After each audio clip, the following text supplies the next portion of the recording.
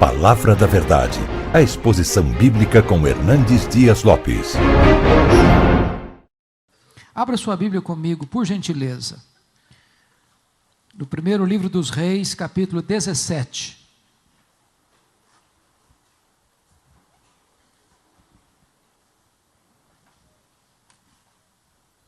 Primeiro livro dos Reis, capítulo 17.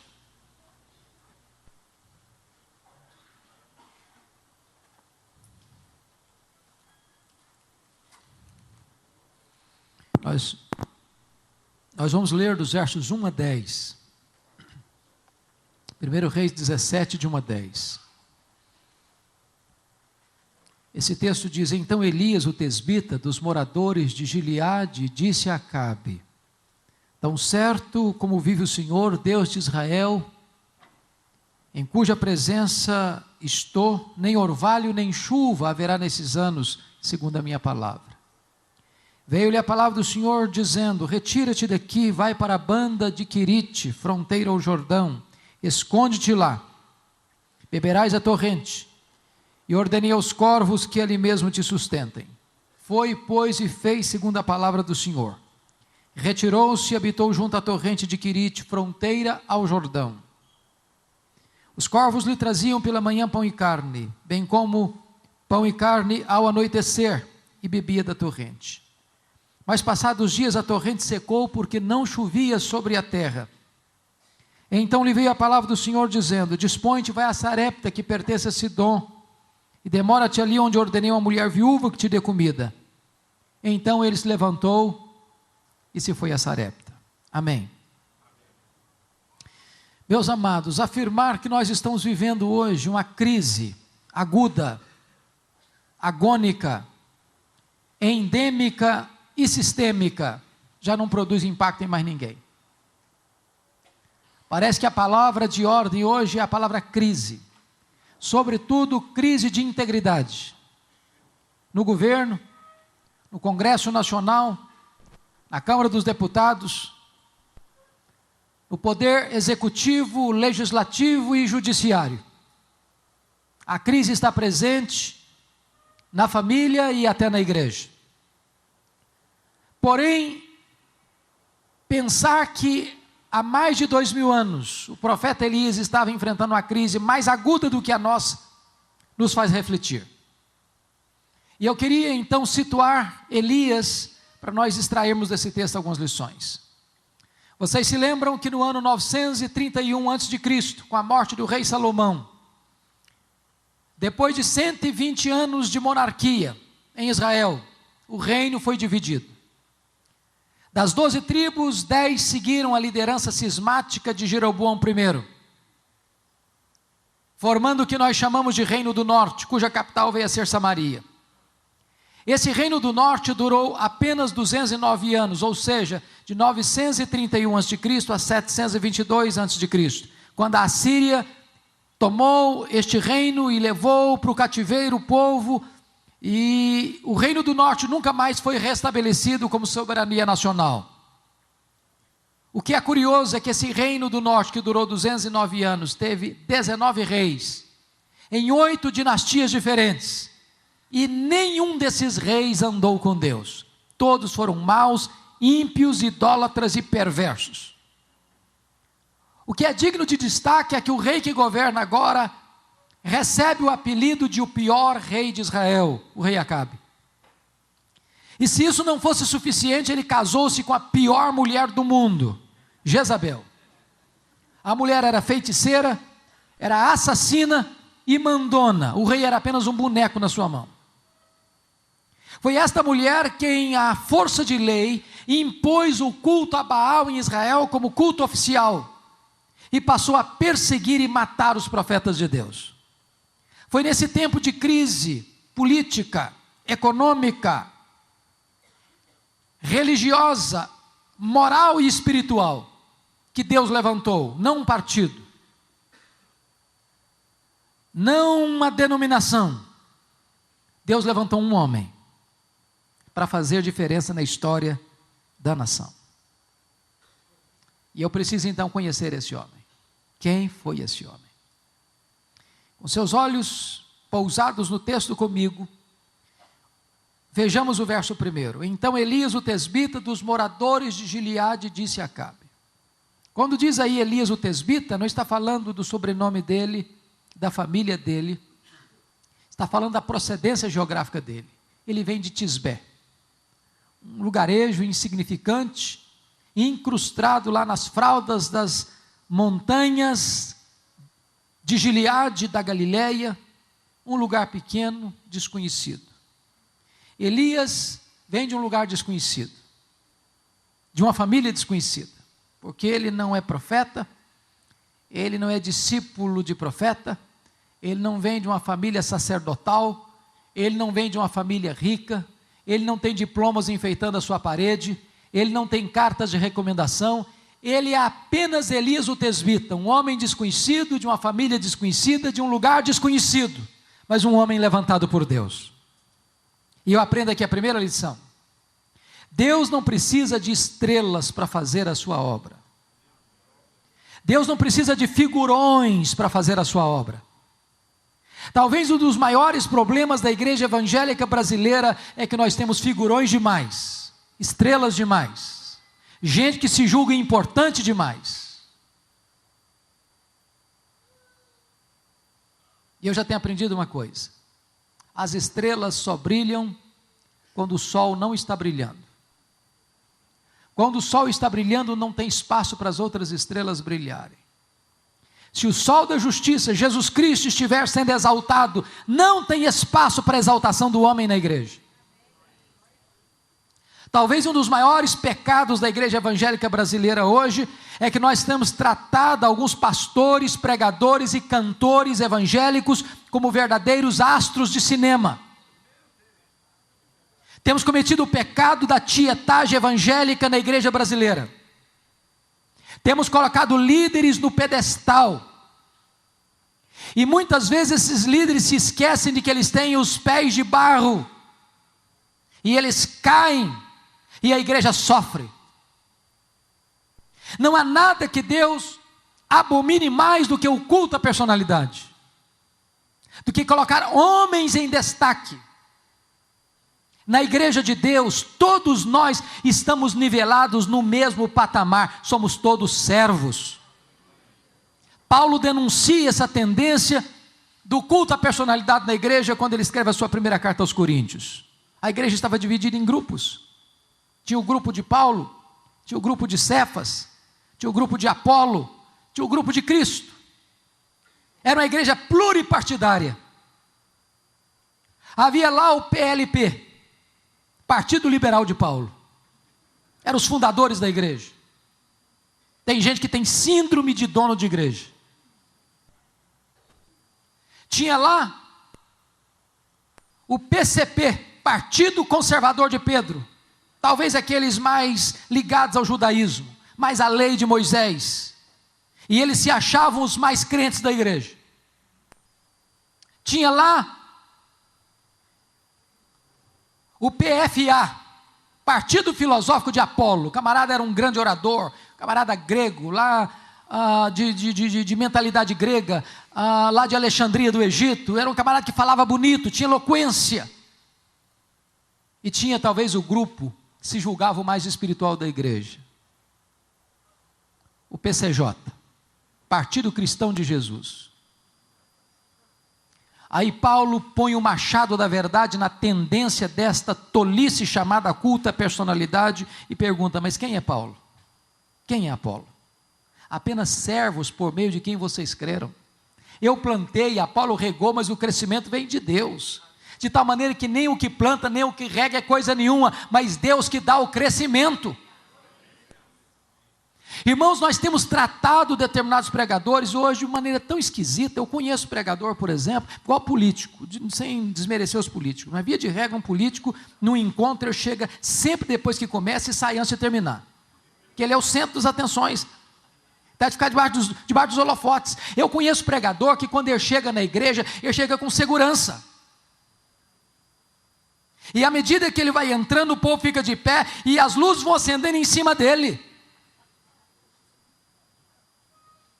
Eu conheço pregador que prega em púlpito blindado.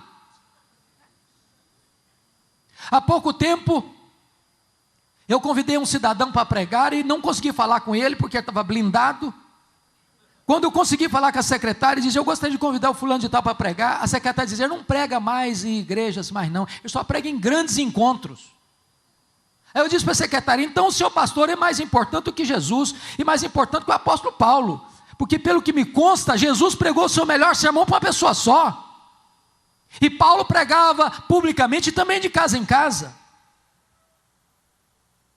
Nós estamos hoje vivendo a realidade de pastores e cantores que só vão pregar diante de altos cachês. Estamos comercializando o sagrado. Há poucos dias um colega meu dos Estados Unidos ligou para um cantor aqui no Brasil, e sem desmerecer nenhum cantor, eu os amo e admiro o trabalho deles. Mas o irmão já respondeu no telefone: aleluia, irmão.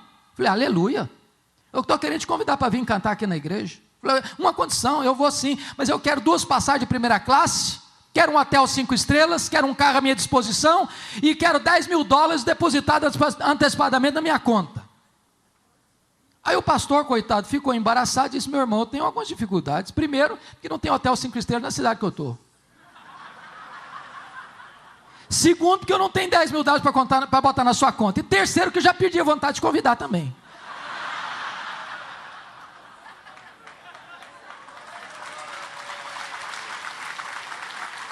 Deixa eu dizer uma coisa para você. Eu não tenho nenhum problema quando você convida alguém, você dá uma oferta generosa de amor. Mas se alguém exigir oferta, desconvida. Ainda que o pedido que ele fez é menor do que o que você queria dar. Porque nós não podemos permitir que a igreja vire um mercado. Nós não podemos comercializar aquilo que é a graça de Deus. O Senhor não aceita isso. E a igreja não pode caminhar nessa direção.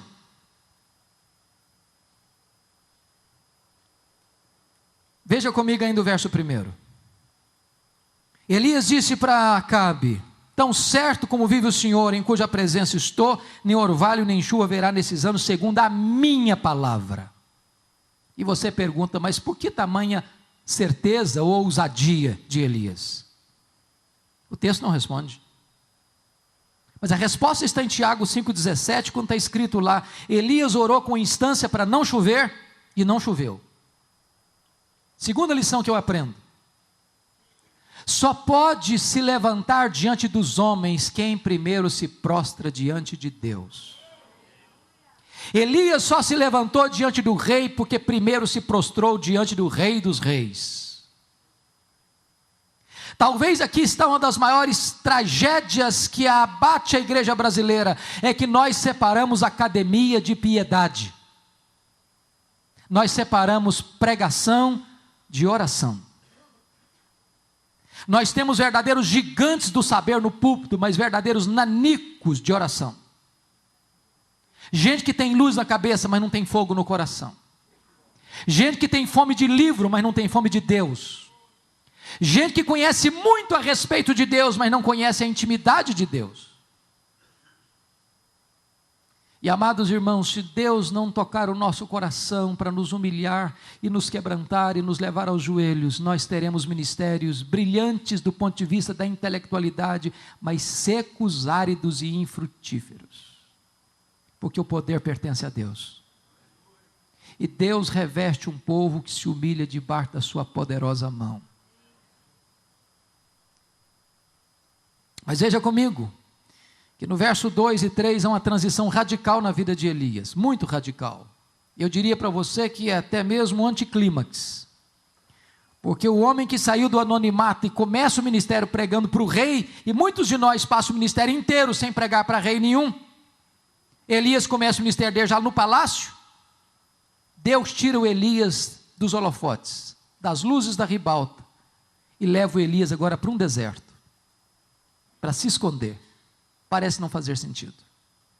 Parece não fazer sentido. Mas por que Deus faz isso? Eu quero dizer para você uma coisa nesta manhã. O deserto não é um acidente de percurso. O deserto é uma agenda de Deus na sua vida. É Deus quem matricula você na escola do deserto. O deserto é a escola superior do Espírito Santo, onde Deus treina os seus líderes mais importantes. Sabe por que Deus matricula você na escola do deserto? Porque Deus quer primeiro trabalhar em você, para depois trabalhar através de você. Em outras palavras, Deus está mais interessado em quem você é, do que no que você faz. Vida precede ministério. Eu vou dizer para você que a maior prioridade da sua vida não é fazer a obra de Deus, não é. A maior prioridade da sua vida é conhecer o Deus da obra. Quando Jesus chamou os apóstolos, não os chamou prioritariamente para pregar, chamou-os para estarem com Ele e só depois os enviou a pregar. Vida com Deus precede trabalho para Deus. Mas na escola do deserto você precisa aprender uma outra lição. Na escola do deserto você precisa depender do provedor mais do que da provisão. Notem que lá nesse deserto Elias tinha que se abastecer da fonte, beber da fonte, e Deus mandou garçons voadores para levar comida para ele. Mas olhe comigo o verso 7. Mas passado dias, a torrente secou, porque não chovia sobre a terra. A grande pergunta é: o que você vai fazer quando você está onde Deus mandou você estar, fazendo o que Deus mandou você fazer, e de repente a fonte seca? A provisão acaba. Quando a sua provisão acaba, Deus sabe onde você está, para onde você deve ir e o que você deve fazer. A sua provisão acabou, mas a de Deus não. A sua despensa está vazia, mas os celeiros de Deus estão cheios. A sua fonte secou, mas os mananciais de Deus continuam jorrando.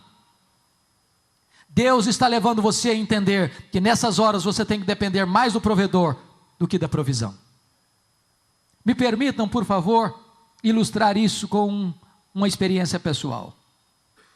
No ano 2000, eu fui para os Estados Unidos com a minha família para fazer um curso de doutorado na área de pregação.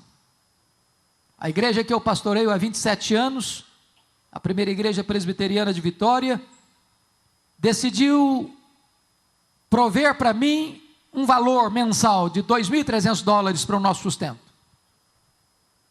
Eu fui com a intenção também de encontrar meia bolsa. Obviamente, desses 2.300 eu tinha algo a deduzir. Primeiro, que pastor é dizimista. Muito embora tem muita gente falando contra o dízimo, mas o dízimo é bíblico. E pressupõe que todo pastor seja dizimista. Então, desses 2.300 eu já deixava 230 na tesouraria da igreja. Recebia 2,70. Nós temos uma secretária que trabalha conosco há mais de 20 anos e eu não achei justo deixá-la desamparada naquele tempo. Continuei pagando o salário dela. O apartamento onde eu morava foi uma secretária, uma missionária para morar lá, com a responsabilidade de pagar o condomínio, mas ela teve que mudar da cidade, em 5 meses eu tive que pagar o condomínio. O certo é que dos 2.300 eu recebia líquido 1.300. Quando eu chego em Jackson, Mississippi, tive algumas surpresas. Primeiro, não achei bolsa de 1 centavo. Segundo, não tinha escola pública para os nossos filhos, tive que pagar a escola para eles. Terceiro, não tinha transporte público, tive que comprar um carro. Quarto, tive que pagar a escola de inglês, pagar o seminário, pagar aluguel e todas as demais despesas naturais de uma casa, comprar livros e etc. Conclusão, nosso orçamento nunca tinha ficado e nunca ficou num valor inferior a 3.000 por mês. Eu tinha uma receita de 1.300. Eu tinha levado todas as minhas reservas pessoais e com 5 meses o carro quebrou. $1.350 para consertar. A minha reserva tinha acabado. E eu não tinha dinheiro para tirar o carro da oficina. Não tinha transporte público. Não tinha dinheiro para comprar comida para casa, nem para pagar o seminário. E eu já vi, e tinha visto já muita gente não podendo pagar o seminário, a direção fazia uma visita de muita cortesia, dizendo: já que você não consegue se manter aqui, você tem liberdade de voltar para a sua terra. Eu disse: meu Deus, eu não gostaria de voltar envergonhado, frustrado, mas também não quero ser mais pesado à igreja. E naquele momento eu chamei minha família e disse: nós só temos uma opção. Aliás, 2 opções: ou voltamos para casa, ou pedimos um milagre de Deus. E nós nos ajoelhamos na sala, e nós dissemos: meu Deus, nós sempre pregamos que Tu és o Deus da provisão. Nós estamos precisando do Senhor. Tu és poderoso para abrir-nos uma porta. Quando nós nos levantamos dos joelhos, minutos depois o telefone tocou. E eu recebi um convite para pregar num congresso, na Pensilvânia, a 2.000 quilômetros de onde eu morava. Quando eu estou pregando meu último sermão naquele congresso, o pastor que dirigiu a liturgia disse algo inusitado. O óbvio ululante. Disse o seguinte: meus irmãos, o pastor Hernandes é estudante aqui na América, e todo estudante é duro. Não precisa nem ser profeta para falar um negócio desse. Se alguém quiser ajudá-lo, fique à vontade. Eu saí daquele congresso com $5.500 de oferta. Um pastor me procurou depois do culto e disse: eu vou lhe mandar $300 por mês, até você terminar o seu curso. Eu voltei para casa chorando. Tirei o carro da oficina, fiz compra para casa, paguei o seminário, ainda sobrou dinheiro. Na semana seguinte, um outro telefonema, um convite para pregar num outro congresso em New Hampshire, a 2.500 quilômetros de onde eu morava. Estava pregando o meu último sermão quando um presbítero veio por trás de mim e botou dentro da minha Bíblia um bilhete assim: pastor Hernandes, eu não sei o que está acontecendo com a sua vida, mas Deus tocou o meu coração e eu quero lhe mandar $600 por mês, até você terminar o seu curso. Me deram $2.500 de oferta. Para encurtar a conversa, eu fiz 21 viagens a convite para pregar, em 10 estados diferentes. Em cada lugar que eu ia, Deus fazia um milagre diferente. Um dia uma mulher fez uma viagem de 60 milhas, de noite, debaixo de neve, porque Deus tocara o coração dela para onde eu estava, para botar uma oferta no meu bolso. No dia que eu vim embora, eu fui ao banco fechar a conta. Para minha surpresa, exatamente o valor das nossas economias pessoais que nós havíamos levado estava lá no banco. E Deus nos ensinou uma lição: quando a sua fonte seca, a minha fonte continua jorrando. Quando a sua despensa fica vazia, os meus celeiros estão cheios. Você tem que depender do provedor mais do que da provisão. Agora veja comigo, por favor, versículo 8, porque é uma outra transição na vida de Elias. Então lhe veio a palavra do Senhor dizendo: dispõe-te, vai a Sarepta, que pertence a Sidom, e demora-te ali, onde ordenei uma mulher viúva que te dê comida. Então ele se levantou e se foi a Sarepta. Sabe o que Deus está dizendo para Elias aqui? Elias, aperte os cintos, meu filho. Vou matricular você agora no estágio mais avançado. Você acabou o estágio do deserto? Agora eu vou jogar você na fornalha. Sarepta significa fornalha, fogo, cadinho. Deus ainda está trabalhando em Elias para depois trabalhar através de Elias. E note você que Deus manda Elias sair do esconderijo e ir para Sidom, fora de Israel. Só que conforme o capítulo 18 deste mesmo livro, versículo 10, você pode conferir aí na sua Bíblia, nesse tempo que Elias ficou escondido em Querite, Acabe o procurava, em Israel e nas nações vizinhas, para matá-lo. E para sair desse esconderijo, ele correu o risco de ser morto pela polícia de Acabe. Mas o Deus que manda é o Deus que protege. E Deus parece que tem senso de humor, porque o que Deus fala para ele não faz sentido. Era um tempo de fome na terra, e a seca atingindo Israel, atingia também os limites de Israel. E Deus diz: vai, porque lá eu ordenei uma mulher viúva que te dê comida. Se Deus dissesse o contrário, faria um pouco de sentido. Meu filho, chega de ficar descansando, chega de ficar escondido, vamos trabalhar um pouquinho agora. Eu vou te mandar para Sarepta para você cuidar de uma mulher viúva. Ele faria um pouquinho de sentido, ele teria um ministério. Mas Deus diz: vai, porque lá uma mulher viúva vai te sustentar. E ele sai de Querite para não morrer de sede e quase morre de fome em Sarepta, porque a viúva que vai dar comida para ele está morrendo de fome. É como se Deus dissesse para você: pode ir, meu filho, a porta vai estar aberta. E você chega lá, a porta está fechada. Pode ir, meu filho, que vai ter provisão. Você chega lá, não tem provisão. É que Deus ainda está trabalhando em você, para depois trabalhar através de você. Deus está ensinando você que você tem que depender não da provisão, mas do provedor. Aquela viúva conheceu a Deus na cozinha. E eu fico imaginando que Deus não deve ter multiplicado um tonel de azeite, um saco de trigo para ela de uma vezada só. Eu acho que toda vez que aquela mulher ia para a cozinha, ela colocava lá a porção para fazer a refeição e olhava na vasilha, o nível do azeite era o mesmo, o nível do trigo era o mesmo, e todo dia Deus fazia um milagre naquela casa. O seu Deus ainda multiplica azeite na nossa botija e farinha na nossa panela. Ele é o Deus da provisão.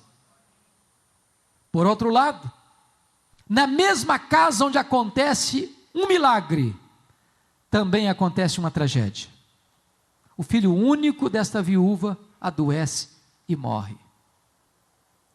Tem existido uma pregação por aí, amados irmãos, falsa, perigosa, dizendo o seguinte, que crente não pode ficar doente. Crente não pode ter problema financeiro. Eu quero dizer para você que crente bate carro. Crente fica doente. Crente enfrenta a luta. Crente passa por vale sombrio. Crente chora a dor dos seus mortos. Ser crente não é ficar blindado das intempéries naturais da vida, não é uma colônia de férias, nem um parque de diversões. Jesus nunca nos prometeu ausência de dor, de angústia, de aflição. O que Ele nos prometeu é estar conosco e nos dar vitória no meio das lutas. O que é grave é que esta mulher bota a culpa em Elias. Você que é pastor e está aqui hoje, sabe de uma coisa. Há uma tendência no ser humano de transferir e projetar suas dores e buscar um culpado para os dramas que enfrenta. Se um filho se divorcia, o culpado é o pastor. Se alguém enfrentou um problema financeiro, o culpado é o pastor. E o grande drama aqui é o seguinte, que talvez nada machuque mais o coração de um líder do que ser acusado daquilo que ele não deve. Talvez a tendência nossa é sermos valentes em nos defendermos. Eu conheço pastor que chega a dizer o seguinte, é melhor passar por cima do meu cadáver do que passar por cima dos meus direitos. O que me impressiona é que Elias não se defendeu, mesmo estando coberto de razão. Talvez aprendendo um princípio que Jesus ensinou mais tarde, não se esmaga a cana quebrada, nem apaga a torcida que fumega. Tripudiar sobre quem já está machucado e ferido não faz sentido. A única palavra que Elias diz para aquela viúva foi esta, transfira para os meus braços a sua dor, me dê seu filho morto aqui. E diz a Bíblia que ele pega a criança morta, sobe para o seu quarto, e lá ele abre o bico, lá ele fala muito, lá ele fala com Deus, nos ensinando uma outra lição, se nós orássemos mais, nós brigaríamos menos, se nós orássemos mais, nós nos defenderíamos menos, se nós orássemos mais, nós veríamos mais os milagres de Deus acontecendo. Quantas reuniões de liderança, madrugada dentro, com os nervos à flor da pele, com resultados pífios. Se nós orássemos mais, teríamos reuniões mais curtas e mais eficazes. O que me impressiona é que Elias tem coragem de fazer um pedido inédito para Deus. Não tem nenhum relato de ressurreição até então. Talvez se hoje alguém fosse fazer um pedido inédito para Deus, nós o chamaríamos de inconsequente, de herético, de heterodoxo, de insano. Mas Elias tem a capacidade de pedir para Deus algo inédito, para que Deus ressuscitasse o menino.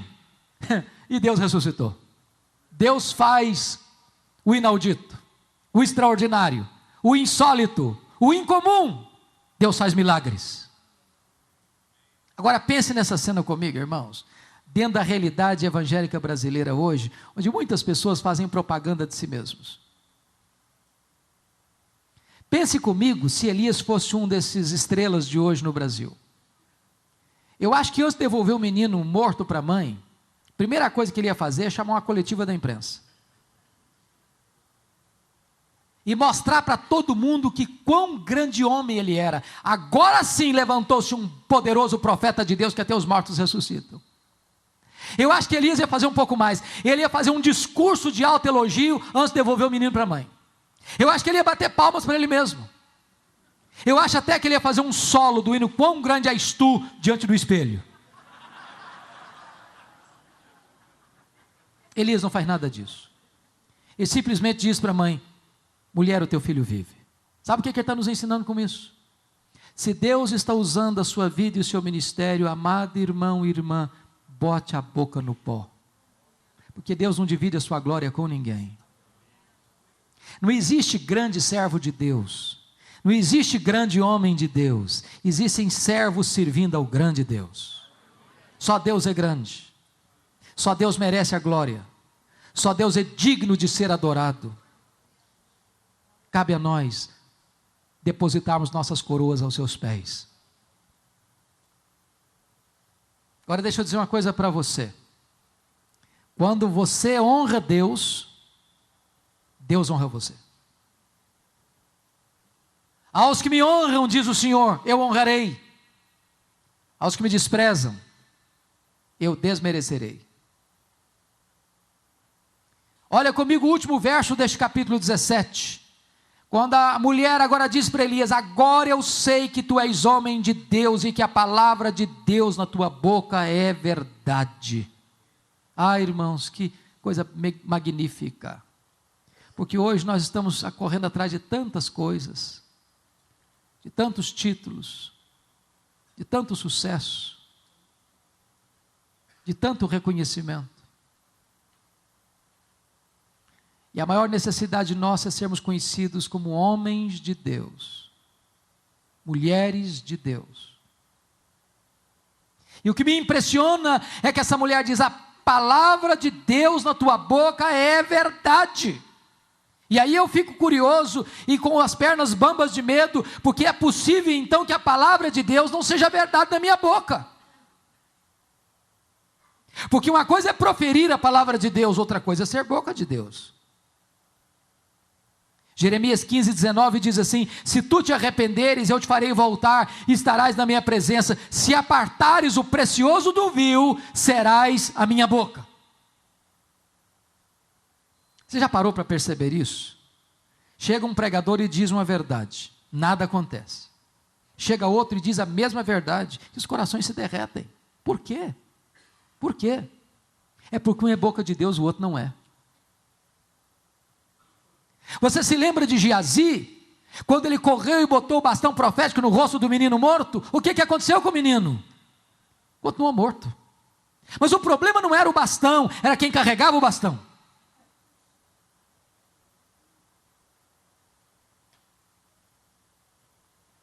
Amados irmãos, é tempo de nós pararmos para pensar que nós precisamos ser boca de Deus. Precisamos ter a unção de Deus, o poder de Deus. Eu não sei quantos pastores aqui conheceram reverendo Antônio Elias, que morreu com mais de 90 anos. Para nós, pelo menos presbiterianos, foi o maior exemplo que nós tivemos de vida piedosa no nosso meio. Aquele homem, quando ele pregava, e as mensagens dele eram muito simples, mas acontecia um fenômeno. Toda vez que aquele homem pregava, o povo caía em pranto, se quebrantava. Aí um dia, ele estava pregando num congresso, e chegou uma pessoa e fez uma pergunta, esperando uma resposta teológica profunda.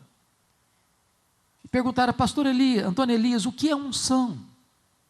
E ele respondeu: é muito simples, meus filhos, unção é assim, uns são, outros não.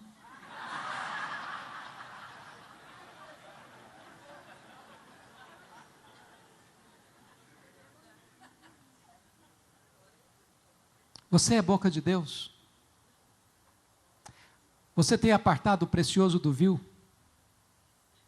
Você tem abastecido a sua alma na fonte? Você tem sede de Deus? Você tem sido tratado por Deus? Você tem sido matriculado na escola de Deus? O que nós mais precisamos hoje é de homens que sejam boca de Deus.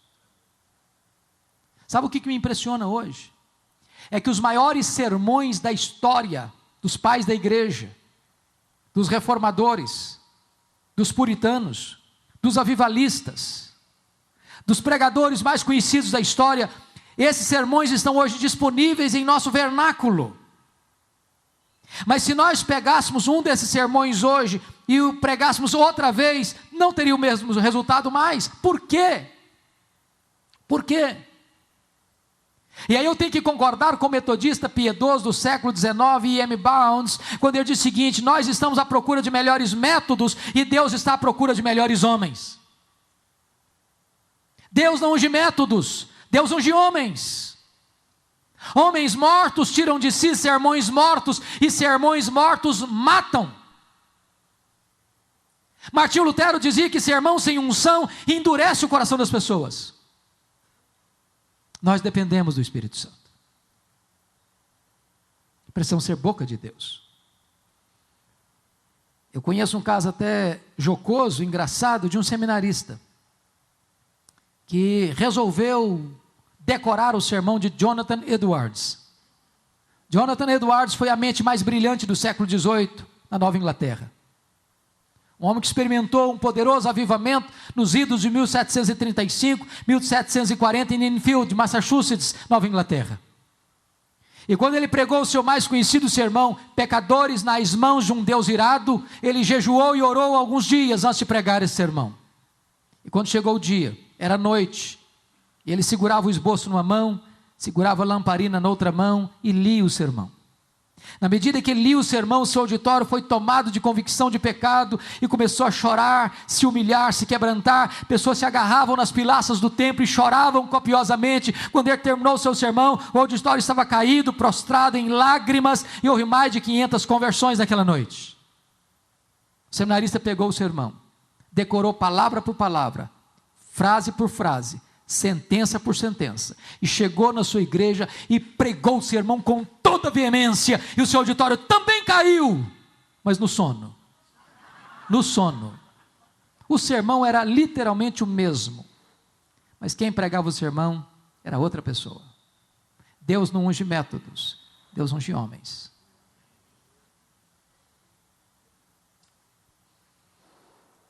Por favor, caminhe comigo um pouco mais. Vamos ver o capítulo 18, verso 1. Muito tempo depois veio a palavra do Senhor a Elias no 3º ano, dizendo: vai, apresenta-te a Acabe, porque darei chuva sobre a terra. Partiu, pois, Elias a apresentar-se a Acabe. Sabe o que me impressiona? É que Deus preparou na escola da vida Elias durante 3 anos e meio, para usá-lo num único dia, aqui no Monte Carmelo. Deus não tem pressa quando se trata de treinar os seus líderes. Nós estamos vivendo na época do fast food, nós estamos vivendo na época de propagandas assim: entre nessa escola e aprenda a falar inglês num mês. Faça um curso de 1 semana e seja um líder eficaz. Não existe isso. Não existe isso. Não dá para pular estágios. Deus está trabalhando em você artesanalmente. Deus preparou Moisés 80 anos para usá-lo apenas 40. Deus preparou Elias 3 anos e meio para usá-lo num único dia. Jesus Cristo começou o seu ministério aos 30 anos, um ministério de 3.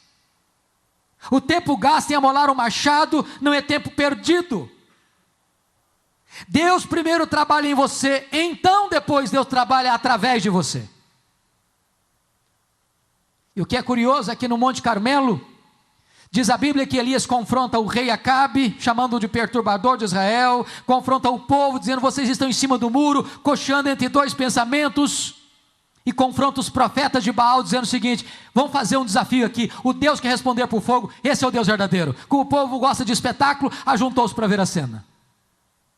Elias mandou os profetas de Baal então fazer o sacrifício deles, e eles fizeram, e eles pediram, e eles gritaram, e eles se retalharam com faca, e Baal não pôde atendê-los, porque Baal é um ídolo morto. Então diz a Bíblia que Elias restaurou o altar do Senhor que estava em ruínas, colocou a oferta sobre o altar, mandou regar de água o altar, e talvez você pergunte: mas como pode ser isso? Tinha 3 anos e meio que não chovia, onde encontravam água numa montanha? É muito simples, é porque o Monte Carmelo está exatamente onde está o mar Mediterrâneo. Era só descer o monte e o mar Mediterrâneo estava embaixo. E depois que tudo estava pronto, Elias fez uma breve oração: agora manda fogo, Senhor.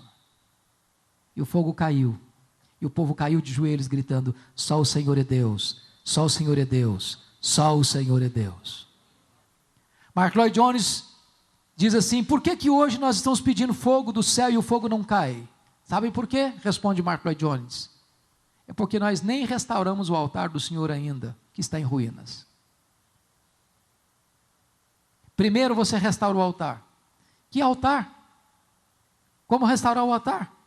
Diz a Bíblia que Elias pegou 12 pedras. Por que 12 pedras? Símbolo das 12 tribos que estavam brigadas, divididas. Amados irmãos, esperar avivamento, orar, querer avivamento, com a igreja ferida, mágoas, ressentimentos, brigas, invejas, ciúmes, disputas, partidos, cisões, cismas. Não faz sentido. Primeiro nós levantamos o altar de Deus que está em ruínas. Primeiro nós colocamos tudo sobre o altar. Então vamos orar e o fogo vai cair. Diz a Bíblia que depois daquela magnífica vitória, Elias elimina os profetas de Baal e sobe para o alto da montanha. E lá ele bota a cabeça entre os joelhos e clama a Deus para que as torrentes voltassem para regar a terra. Eu não sei se você já parou para perguntar o seguinte, olha de novo o capítulo 18, verso 1 comigo. Muito tempo depois veio a palavra do Senhor a Elias, no 3º ano, dizendo, vai, apresenta-te a Acabe, porque darei chuva sobre a terra. O que me impressiona aqui é o seguinte, Deus não disse assim, vai, apresenta-te a Acabe, ore e eu darei chuva. Está escrito ore aí no versículo 1? Não. Por que Elias então subiu para o monte para orar? Porque a palavra de Deus é, vai, apresenta-te a Acabe e darei chuva. Não tinha no pacote da chuva oração. Por que Elias ora? A melhor explicação que eu tenho para esse texto até hoje, se você tiver uma melhor, me ajude, é que esse texto está mostrando para nós que a soberania de Deus não anula a responsabilidade humana. Da chuva, só Deus pode dar. Mas orar para chover é responsabilidade nossa. Abrir o coração do pecador, só o Espírito Santo pode abrir. Mas pregar para que o Espírito Santo abra o coração dele é responsabilidade nossa. Avivamento, só Deus pode dar. Mas preparar o caminho do Senhor para que ele se manifeste é responsabilidade nossa. E Elias orou, insistentemente, perseverantemente, humildemente, vitoriosamente, e as torrentes de Deus desceram. E aí, eu queria que você fosse comigo rapidamente para o capítulo 19, porque o capítulo 19 é um anticlímax no ministério de Elias, uma mancha, uma mácula no ministério de Elias. E se você estivesse escrevendo a biografia de Elias, talvez você pularia o capítulo 19. Esse gigante de Deus recebe um recado de Jezabel: faça-me os deuses o que me aprover, se amanhã a estas horas você, Elias, não estiver morto, como você matou os profetas de Baal. Diz a Bíblia que Elias temeu, que Elias fugiu, que Elias pediu para morrer e entrou em depressão. Você pode entender isso? Por que está escrito na Bíblia? Talvez para nos ensinar uma grande lição, e a lição é essa: todo líder tem os pés de barro. Você pode repetir essa frase comigo? Todo líder tem os pés de barro. Este homem, gigante de Deus, que orou e o céu se fechou. Esse gigante de Deus que orou e Deus multiplicou azeite e farinha. Esse gigante de Deus que orou e o morto ressuscitou. Esse gigante de Deus que orou e o fogo caiu. Esse gigante de Deus que orou e as chuvas desceram, agora está com medo, está fugindo, querendo morrer, depressivo. E eu queria tocar nesse assunto hoje, irmãos, porque não tem nenhum assunto mais complexo e talvez mais mal entendido na igreja evangélica do que o problema da depressão.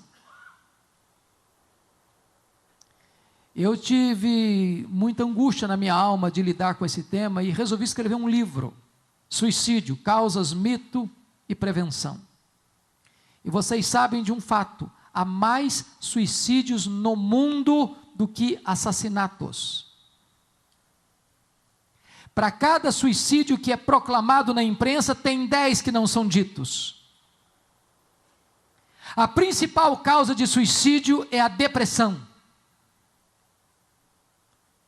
E muita gente olha para a depressão de maneira equivocada na igreja evangélica, talvez por duas influências. Primeiro, de um pregador neopentecostal, conhecido de todos vocês, chamado T.L. Osborne, que faz cruzadas no mundo inteiro para milhões de pessoas. T.L. Osborne diz que depressão é demônio. Aí quando a pessoa está deprimida, diz: você está com demônio. Aí bota mais uma tonelada de culpa nas costas dela.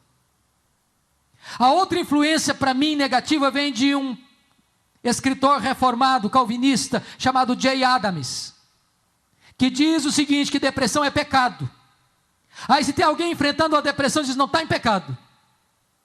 E tem muita gente dentro das nossas igrejas que sofre calada, porque dizem: não, você está em pecado, não tem demônio, ou você não tem fé, você é um fraco espiritual, é por isso que você está passando por isso.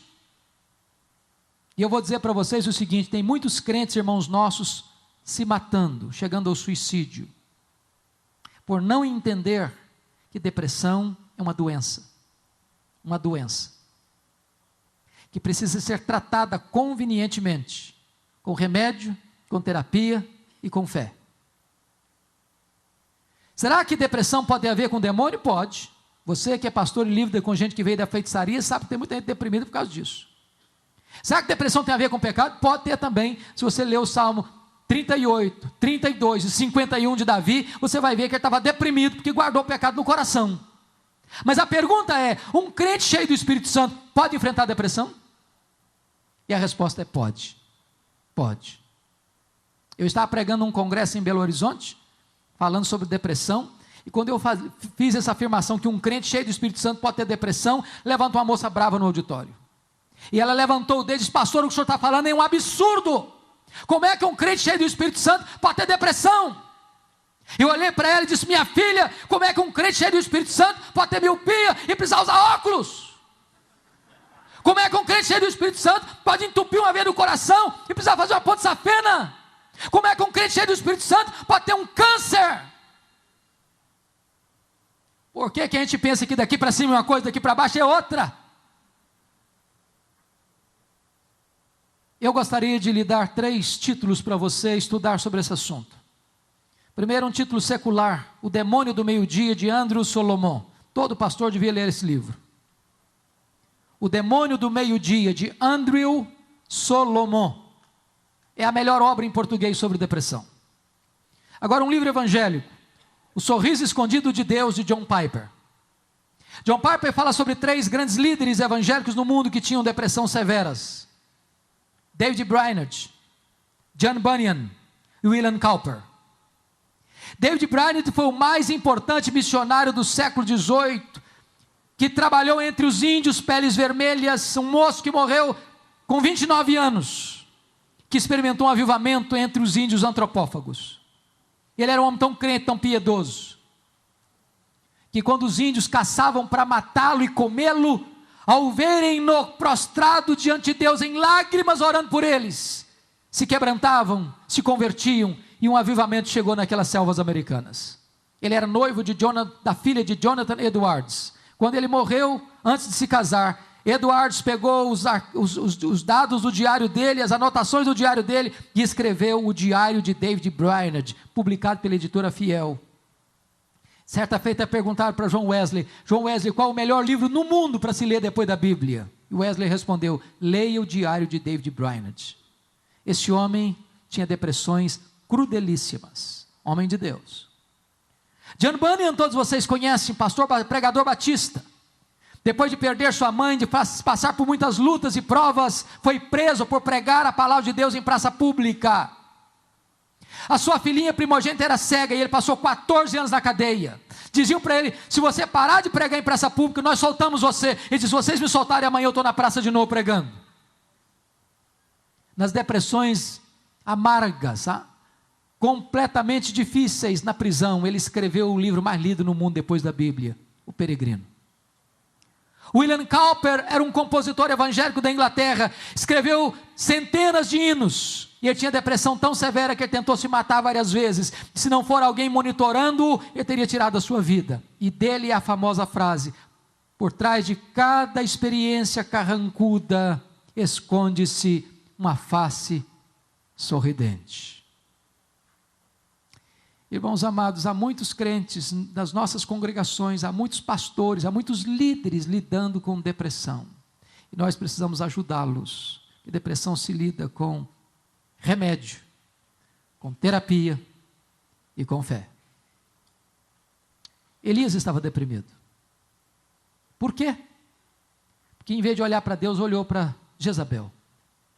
Segundo, porque olhou para a vida pelas lentes do retrovisor. Acabou, senhor, quer morrer, não tem mais nada para mim. Deus, não, meu filho, não acabou não, você ainda tem ministério. O melhor está pela frente. Você ainda vai ungir um profeta no seu lugar, você vai ungir um rei em Israel, ungir um rei na Síria. Aliás, você quer morrer, meu filho? Nem morrer você vai, cara, eu vou levar você para o céu sem você morrer. Por que ele está deprimido? Porque olhou para a vida com óculos escuros, disse, Senhor, só eu fiquei. Não, cara, para lá, você está fazendo uma leitura muito pessimista da realidade, tem 7.000 ainda que não se dobraram. Por que ele ficou deprimido? Porque ele entrou numa caverna. Ele não queria contato com mais ninguém, sabe disso? Quando uma pessoa depressiva diz, eu quero morrer, ela não quer morrer, ela quer viver. Só que ela não vê perspectiva, ela não vê saída, não vê uma fresta na janela. Quando ela está isolada, sozinha, ela quer ficar sozinha, mas nessa hora ela quer mais, ela precisa de gente do lado dela. É um grito de socorro. Como é que Deus cura a depressão do Elias? Primeiro, sonoterapia, bota o cara para dormir.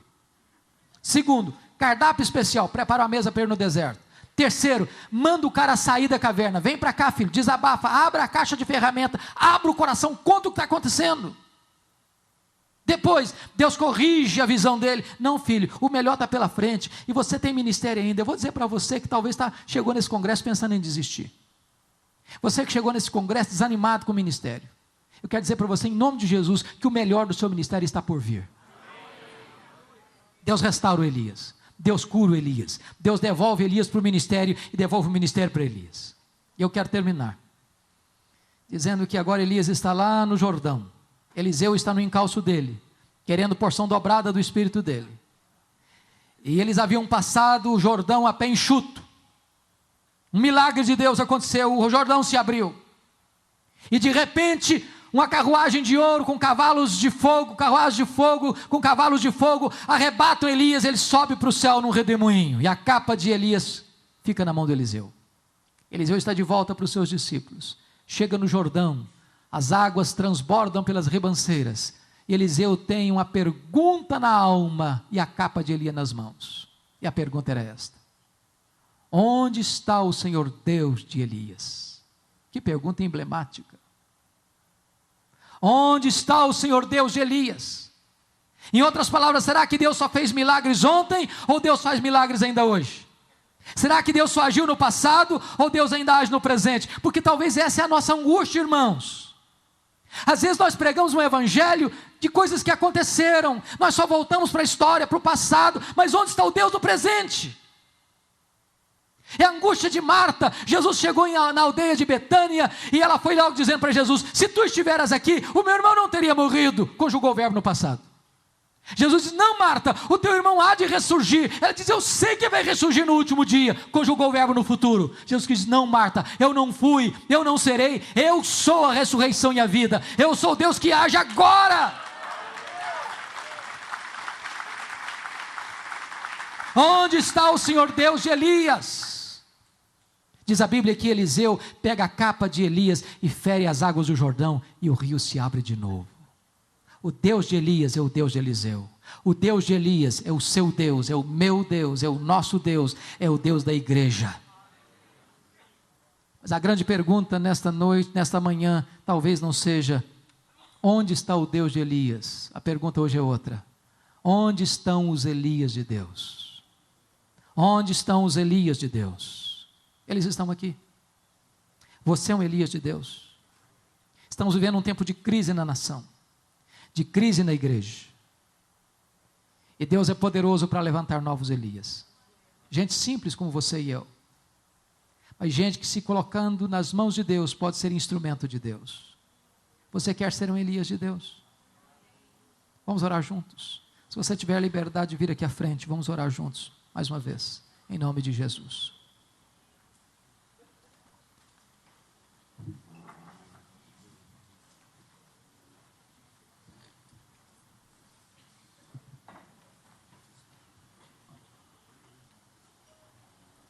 Irmãos amados, o que Deus pode fazer se alguém nesta manhã se colocar nas mãos do Deus vivo. O que Deus pode fazer na sua vida, na sua família, no seu ministério, na sua igreja, na sua cidade, nesta nação. Quem sabe Deus levante novos Elias aqui hoje. Gente que vai ser matriculada por Deus na escola do deserto. Gente que talvez até seja jogada na fornalha. Mas eu quero dizer para você que a fornalha de Deus só queima as amarras. Nem um fio de cabelo da sua cabeça vai ser tostado.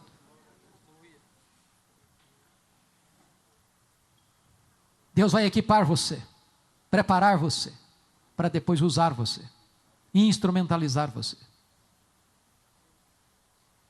Talvez você veja aqui hoje, você está numa caverna. Talvez você veja aqui hoje para ficar anônimo. Mas Deus encontrou você. Deus viu você. E Deus está dizendo: meu filho, saia dessa caverna. Volte a sonhar. Volte à luta. Volte à trincheira. Você ainda tem muita coisa para fazer. Seu ministério não acabou. Em nome de Jesus, não feche as cortinas. Volte, porque o melhor está por vir. O melhor está pela frente. E quando eu terminar a minha obra em você, então eu levo você para casa. Outras pessoas vão de continuar o seu trabalho. Mas enquanto eu tiver um plano na sua vida, eu quero que você esteja de pé. Louvado seja o teu nome, Senhor. Louvado seja o teu nome. Porque tu és o Deus vivo, o Deus todo-poderoso. O Deus que chama, o Deus que vocaciona, o Deus que equipa, o Deus que prepara, o Deus que forja, o Deus que instrumentaliza, o Deus que reveste de poder. Oh Senhor, visita o teu povo nesta tarde em nome de Jesus. Volta o teu rosto para nós, Senhor.